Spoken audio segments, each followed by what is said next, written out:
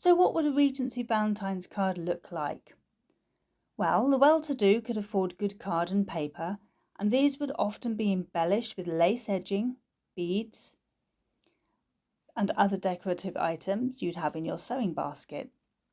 Poorer people would use cheaper paper, although it was still proportionately expensive, and these paper items would be hand-sketched or painted with themes of birds, hearts, flowers and cupids, or decorated with pressed flowers taken from the local countryside.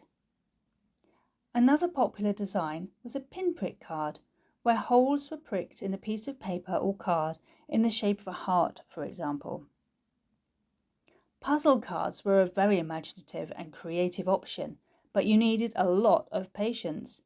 These were made from thin pieces of square paper. These were decorated and folded multiple times like origami, and each flap held a message, and the puzzle card had to be opened in the correct manner and order to reveal the hidden message of love. I love these are beautiful. Paper cut cards were also great fun to make. If you've ever made paper snowflakes by cutting the paper, you'll love these. So again, you use folded paper, folded over multiple times to create layers, and then you cut out shapes, and that when the paper is unfolded, you end up with a pretty snowflake or other design. Small gifts and tokens were also given, although you had to be careful, as lavish gifts between unmarried couples were considered a proposal. So think of Jane Fairfax receiving her piano. This caused quite a stir and caused awkwardness and embarrassment for her. So what about declarations of love? Well, those who were well read or creative made up little poems and rhymes, but books were actually produced that contained love quotes and love poems that people could copy into their own homemade cards or letters. Such a book was Cupid's Annual Charter from 1815. These books were also published full of suggestions for ladies on the correct way to accept or refuse a potential suitor. How about that? Acrostics were another popular device, so you'd use the letters of your loved one's name to begin a love letter or poem.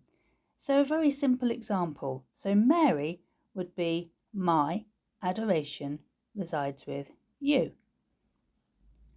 A simple verse such as the rose is red, the violet is blue, carnations are sweet and so are you appeared on a card from 1802. I remember making this sort of verse up in my youth. So Valentine's Day was the one day of the year that it was acceptable for unmarried men and women to exchange letters, notes and cards. They were often hand-delivered, so think of Captain Wentworth's classic love letter to Anne Elliot. But those that were posted may never have reached their recipients. In the Regency era, the received letter had to be paid for, not the sender. So you can imagine an irate father refusing to accept the love letters, as he'd be the one to foot the bill.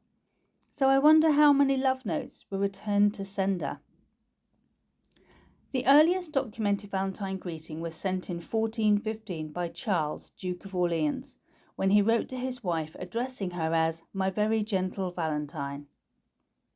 Black and white factory-produced cards started to appear in the early 1800s, and by the 1870s mass-produced machine-made cards were very fashionable. And for those of you who love chocolate, this became popular in the 1840s, although it was very expensive.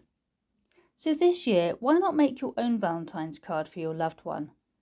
Hopefully we've given you some great ideas. But even better, why not buy our new letter, our personalised Mr. Darcy's love letter to you?